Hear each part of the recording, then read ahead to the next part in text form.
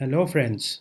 So today in this video I will be explaining about how to analyze your birth chart, and this is very basic analysis of the chart.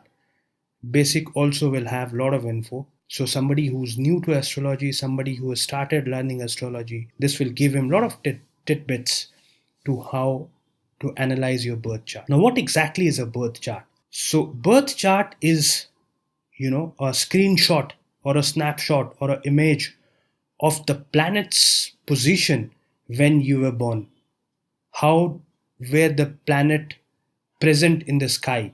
The snapshot or the screenshot of that particular thing is what birth chart is. Now, when you analyze a birth chart, the first and the most important thing you need to see in the chart is the first lord or the first house. So how is the first lord doing, as in the lord of the first house doing, and what and how is the first house in your chart?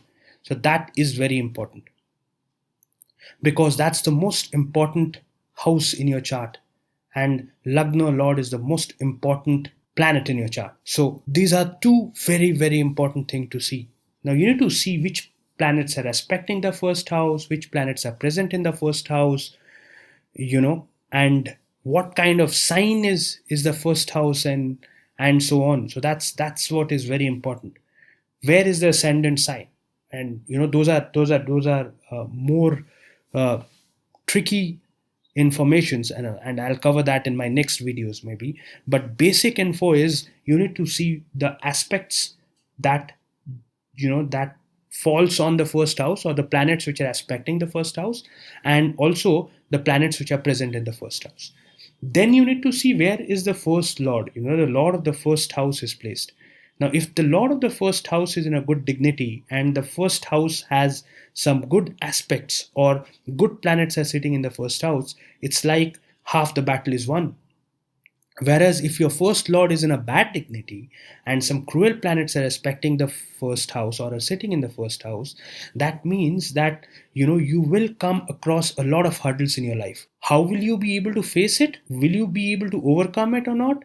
Will other things in life help you overcome? That will depend on other planets combination. But this is what your first house and your first lord will tell you. Also the sign in the first house will tell you what is your general characteristics.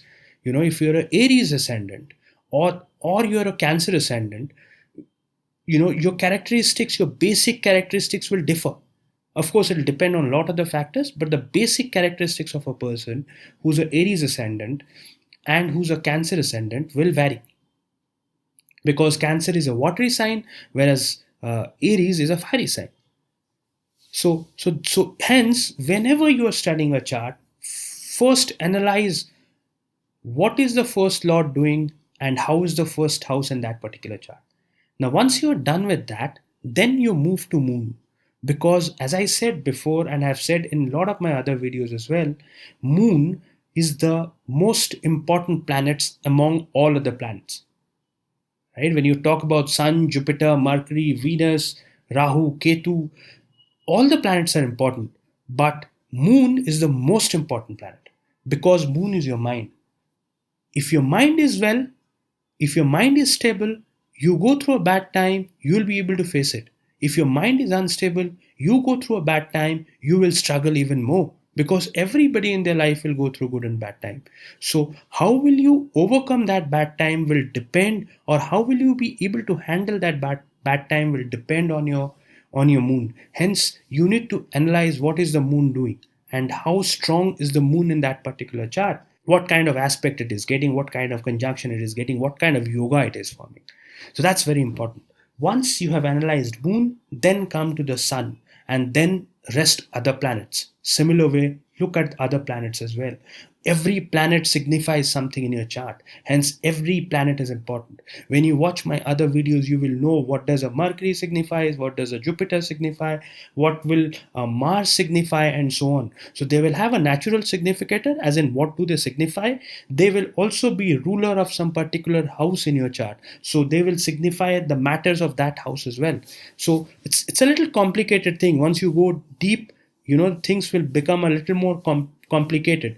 But basic thing, if you want to understand basic understanding of chart, this is a good way to go about it. Look at the lagna, look at the lagna lord, then look at moon, then sun, and then all other planets. So once you are done with that, then you see at this present time, or whichever time period you want to look at what was that time period about, which planet was ruling that time period, as in what mahadasha was falling in that particular time period, or what mahadasha will fall under that time period. So if say today I am going through a mahadasa of a functional benefic and a natural benefic planet for me, which is in good dignity, most of the things that will happen to me will be on a positive side. Of course there are other factors, but you can look into my video on, and I'll post that in my description as well, which you can check. Dasa and transit, how do they play a role? I have clearly explained that. After doing an analysis of around 100 charts, I have found out that dasha is slightly more important than transit, right? So mahadasha has to be analyzed. What is the mahadasha lord doing?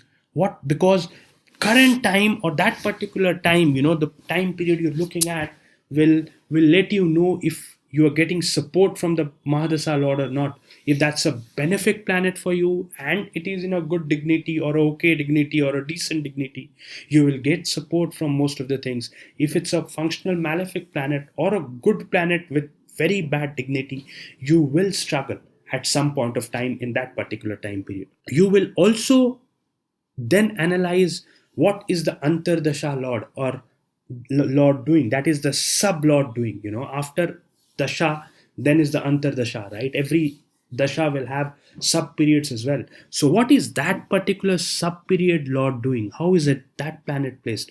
Look at that, and whatever those planets signifies in your chart, you will see that most things will happen in that particular area, that area of mahadasha lord and antardasha lord. So if you and also you need to see if you're going through that particular age, right? If you're 7 years old and you're going through a time period of marriage, that doesn't mean you'll get married. Or you're 5 years old and you're going through a time period of your children house or your fifth house lord, that doesn't mean you'll have children. That's not practically possible. So you need to see, because fifth house represents a lot of other things. You may start becoming a more creative, right? If you're going through a fifth lord time period at the age of 15, say, so you may be involved in a lot of creativity things. So there can be a lot of things, so you need to analyze that way. Now once you're done with that, then you have to look into transit.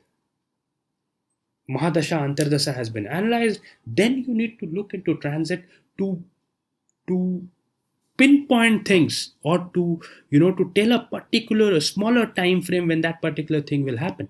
So if a Jupiter transit is a good transit, then you will expect a lot of great things to happen if your Mahadasha and Antardasha is also good.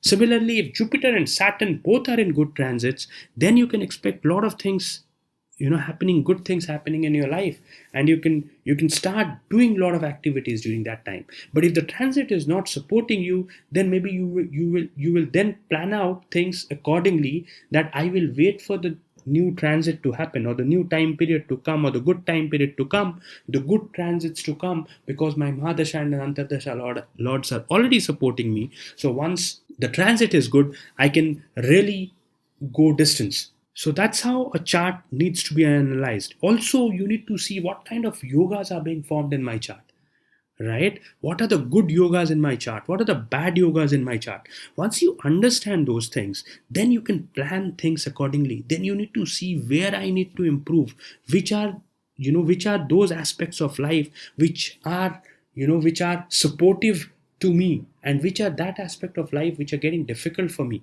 That's very important to understand. So that will help you grow as an individual. That will help you to plan things for future. Things may still go haywire. You may still do fall in trouble. But generally, if you plan it, your things will improve even more for the better. So you need to work around, and you need to see these things. So to sum it up, first look at the Lagna Lord and the Lagna's position in your chart, then look at Moon, and then all other planet Once you are done with that, look at what a Mahadasha Lord is doing. Then look at what an Antardasha Lord is doing. What kind of aspects of life will they be supporting you, or they will be creating a problem for you? You look into that. Then you have to come to a smaller time period. Then look at the transit as well. A good Saturn or a good Jupiter, because this is a slow moving planet, a good Jupiter or a good Saturn transit will definitely help you if your Mahadasha and Antardasha, are supportive. Even if Mahadasha and Antardasha are difficult for you, and a transit can reduce the effect of that. A good transit can reduce the effect of that particular Mahadasha and Antardasha time period. So in this way you can plan things, in this way you can analyze your chart.